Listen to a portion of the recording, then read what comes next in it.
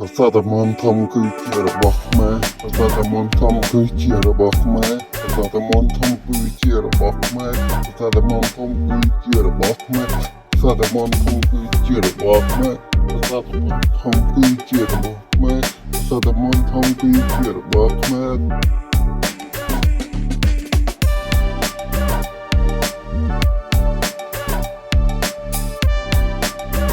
ប្រាសាទមន្តធំគឺជារបស់ខ្មែរប្រាសាទមន្តធំគឺជារបស់ខ្មែរប្រាសាទមន្តធំគឺជារបស់ខ្មែរប្រាសាទមន្តធំគឺជារបស់ខ្មែរប្រាសាទមន្តធំគឺជារប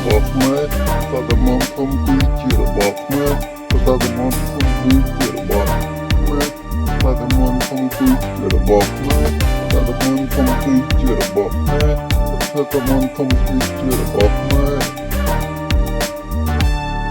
រាសាទមន្តធំគឺជារបស់ខ្មែរប្រាសាទមន្តធំគឺជារបស់ខ្មែរប្រាសាទមន្តធំគឺជារបស់ខ្មែរ